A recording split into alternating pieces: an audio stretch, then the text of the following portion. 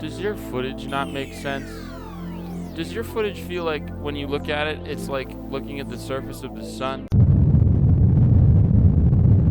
Do you feel like there's no escape from the liminal state of existential dread you experience at all times of the day?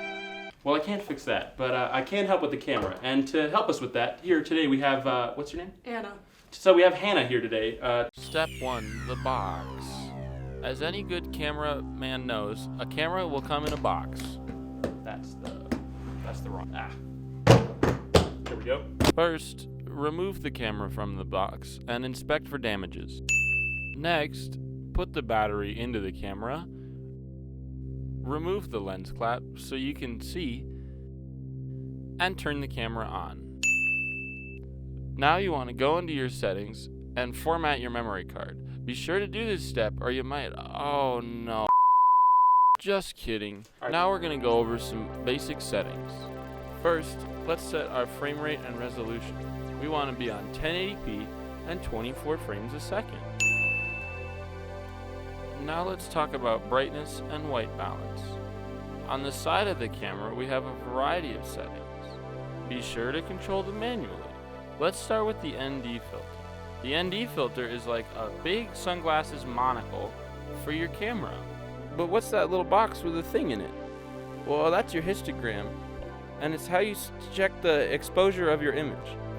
If it's too far left, the image is underexposed, and if it's too far right, that means the image is overexposed. And it's affected by a couple of other settings too, like gain. The gain can add some brightness to a dark scene, but don't use too much. Oh wait, we're rolling? Next is white balance. This determines the color balance of your footage, using white as a reference. Now this affects the whole color temperature of your scene, from blue daylight to orange tungsten. So be sure to choose what's best for your shot. Now we have shutter speed. Now this also affects the exposure of a shot, with the fast speed meaning short exposure and a slow speed meaning long exposure. Now let's see how that looks when I slow the shutter speed of some footage I found. Wow, see how blurry the motion becomes?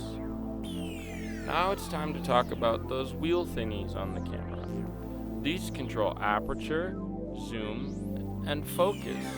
Now, aperture determines how much light is let into the sensor of the lens at any given time.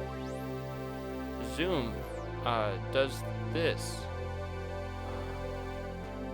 Focus basically controls how blurry or sharp an image appears, based on the aperture and light. We're almost ready to get filming, but before we do, let's talk about the last step, audio. Now this camera is equipped with XLR inputs that you can plug a microphone into, and the levels are controlled with these knobs on the other side. Remember, for condensers, use phantom power. We can also mount a microphone directly onto the camera with this mount on top. Now it's time for the last step, mounting the camera on a tripod. First, attach the plate to the bottom of the camera like so. Then, simply hold down this button, slide the camera onto the tripod, and tighten this thing.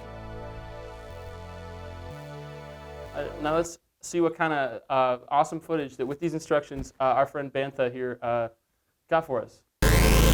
Wow, isn't that something? So I don't say anything, right? So yeah, that's basically all you need to know. I hope you learned a lot today. I did. Yeah.